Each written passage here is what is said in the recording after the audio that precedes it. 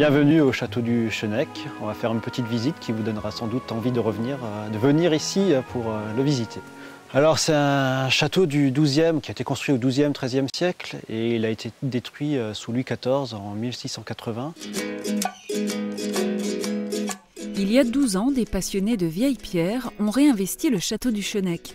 L'association Kunulmögrun est née du souhait de ses fondateurs de mettre en valeur le site. Le travail commence à porter ses fruits et les changements sont visibles pour ceux qui ont l'habitude de passer par ici.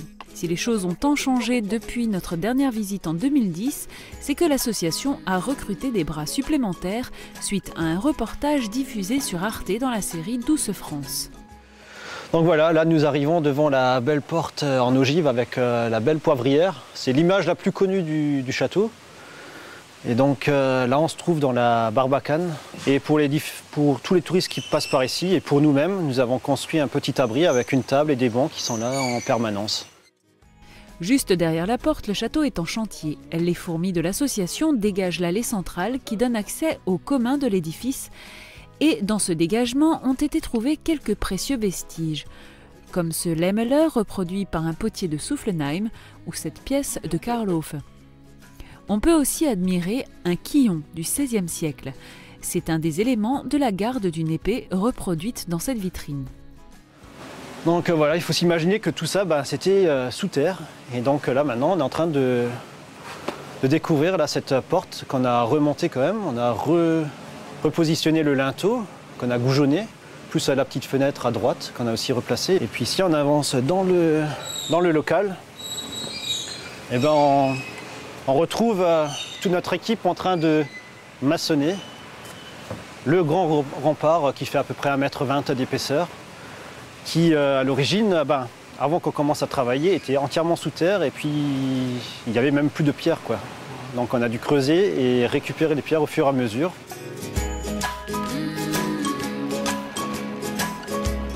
Nous sommes extrêmement fiers de ce que nous avons trouvé. Nous sommes surtout fiers des réponses que nous n'avons pas encore eues.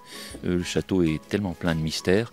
Quand on enlève un tas de cailloux, on trouve des vestiges qu'on ne peut pas encore caractériser.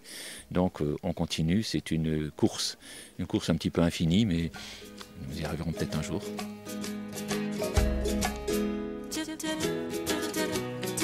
Nous apercevons là-bas à notre droite la tour semi-circulaire qu'on a déjà commencé en 2004 et il ne restait plus grand chose, il ne restait plus qu'une seule bouche à feu encore en place et actuellement on a remis 5 bouches à feu et toutes les bouches à feu qu'on a pu trouver sur place. Pour cela on a dû poser aussi un permis de construire. Donc à l'origine de cette tour, il ne restait plus que ce montant-là qui était encore d'origine, tout le reste était tombé à terre et ce linteau était fissuré, était tombé en plusieurs morceaux. L'original se trouve au musée. Et notre tailleur de pierre, notre président Jacques Bruderer, il a retaillé le blason tel qu'il était sur l'original et il a regravé aussi la date qui se trouvait sur ce linteau qu'on n'a pas pu reposer parce qu'il était en trop mauvais état. Donc voilà, nous rentrons dans cette tour semi-circulaire où actuellement on peut faire des expos photos, où il y a aussi les objets qu'on peut voir ici. Et là on voit un peu sur les photos justement l'évolution de la tour depuis le début où il ne restait vraiment plus grand chose. Ça c'était la seule bouche à feu qui était encore en place à l'époque. Et c'est la bouche à feu qui se trouve juste ici.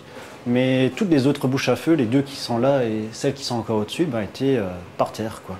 C'est sûr que moi j'ai vécu, je suis dans l'association depuis le début, donc je vois l'évolution et c'est vraiment très très bizarre de voir.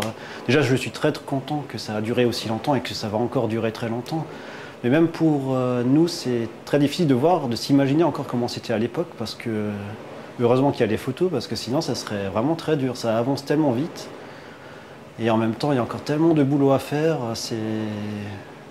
Mais on est content de pouvoir travailler dans ce château, de pouvoir le restaurer, de voir les touristes qui sont contents et qui viennent au fur et à mesure de plus en plus nombreux et qui nous remercient de ce beau travail, quoi. Cette exposition est ouverte au public tant que les membres de l'association sont sur place, tout comme les guides permettant de visiter les lieux qui se trouvent à l'entrée. Les autres pièces découvertes au Chênec depuis le début des travaux sont visibles au musée de l'archéologie de Niederbronn. L'association propose aussi des visites guidées, certaines sont programmées dans le calendrier du carnet du parc des Vosges du Nord et certaines peuvent se faire en allemand depuis que Rémi, enseignant à la retraite, est venu apporter et c'est bien le cas de le dire, sa pierre à l'édifice. Jeune forçat depuis 4 mois, heureux de l'être et désireux de le continuer assez longtemps. Qu'est-ce qui a donné envie? La retraite. Il faut occuper sa retraite très utilement. Et comme j'adore maçonner, j'adore le vieux, donc j'ai trouvé assez de fous ici pour faire la même chose que moi. Et puis parmi les forçats du Chennec, il y a aussi des touristes qui viennent prêter main forte de temps en temps, notamment lors de journées participatives. C'est comme ça que Thierry a été piqué par le virus du vieux château. Une envie qui était là depuis certainement très longtemps, et puis la rencontre avec un membre, et puis le passage ici, l'accueil très agréable, très convivial, un site magnifique, magique, donc il n'en fallait pas plus pour craquer, quoi. C'est clair que ça permet d'être, on est en pleine nature, on a une activité physique, c'est agréable, mais je pense qu'il faut aimer pour le faire. La prochaine journée participative se tiendra le dimanche 26 août. On appelle ça le tourisme citoyen. Pour vous inscrire, vous pouvez vous adresser directement à l'association. En 12 ans, l'évolution de la restauration est impressionnante.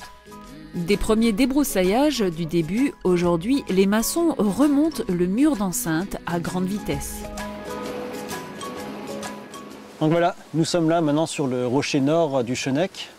Et on surplombe un peu une partie du site du château qui est très étendu quand même, hein. C'est un des plus grands châteaux des Vosges du Nord, hein. Il fait 120 mètres de long.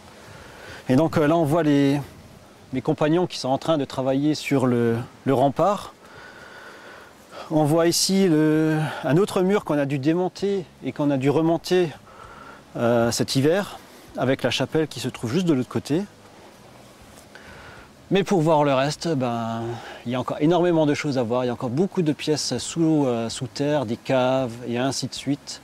Et il faudra venir au château pour le découvrir.